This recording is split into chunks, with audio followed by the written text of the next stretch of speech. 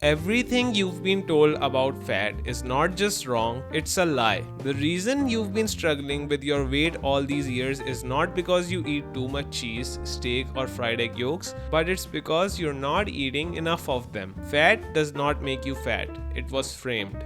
And today, you'll learn how it happened. Over the past decade, I've learned to navigate the confusing world of health advice, and I'm here to cut through the noise and provide you with clear, evidence based information you can put into action without counting a single calorie. It's hard to imagine, but there was a time when fats were actually considered good for you. Back in the mid 1900s, experts believed fat was healthy until one day they all decided fat was the enemy. In the 1970s, the government and the American Heart Association launched an all-out campaign against fats. They told us to avoid butter, cheese, and egg yolks, foods packed with healthy fats, and replace them with low-fat options. But something strange happened. Instead of fewer people getting fat, more people began gaining extra weight.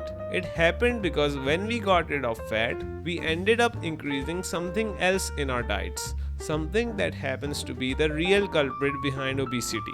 By now, food was divided into two groups, high fat and low fat. Everyone was encouraged to eat foods that said low fat on the label. Avoiding fats meant increasing sugar and grains. This included bread, jams, pasta, and cereals. People were so against fat that no one even realized that the secret killer were processed carbs all along. The worse the obesity crisis kept getting, the more the fat was villainized and replaced with carbs. As we ate more carbs, more people became overweight, and a few years later, more people started getting diabetes too. But why wasn't anyone able to catch this error early on?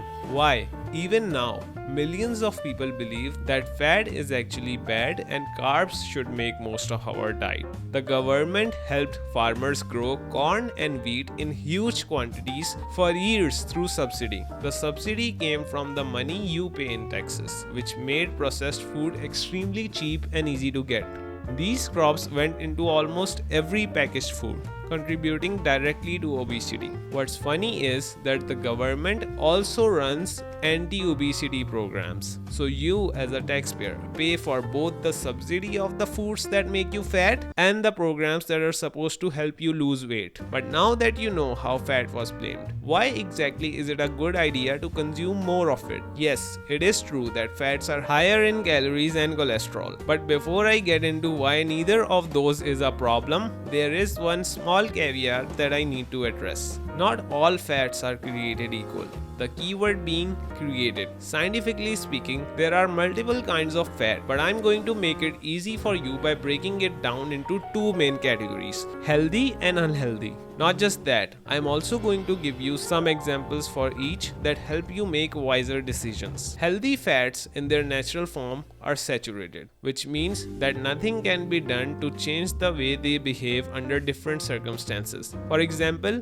coconut oil turns to smoke very easily, which means it's sensitive to high temperature. That does not happen to be the case with, say, canola oil, which can resist high temperature and hence is used for deep frying. All trans fats fall into the unhealthy category. Naturally, these are unsaturated fats that are chemically altered by doing unspeakable things to them, as they give the food a satisfying mouthfeel and have much longer shelf life. These also happen to be the ones that are responsible for high levels of inflammation, weight gain, making you feel tired all the day, and a bunch of other health problems. But the fact that even the healthy saturated fats are high in calories and cholesterol still stands. The answer to what makes them safe to eat lies behind the real cause of weight gain, which has nothing to do with calories or cholesterol. Just like fats, even cholesterol is of two types, bad and good. For now, all you need to know is that healthy fat is high in HDL, the good cholesterol. And as far as the calories are concerned, it's not the calories that make you fat, it's insulin. Remember when we talked about how sugar and grains are the real culprit behind weight gain even when they have less calories? That's because they stimulate much more insulin in your body. More importantly, if you have excess carbs in your body, insulin converts what's left over into fat and stores it in your fat cells. So you see, it's not the fat that you eat that makes you fat, but the fat that your body makes from leftover carbs. Which is why the key isn't to avoid fat, it's to avoid the foods that spike your insulin and eat foods that don't. And saturated fats have the weakest insulin stimulating effect among all kinds of foods.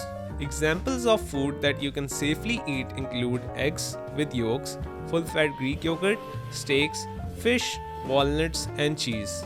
Foods that contain trans fats that should be avoided at all costs include fast food, crackers, ice cream, donuts, and anything that comes in a packet and has an expiry date further than Yobart Thon's birthday.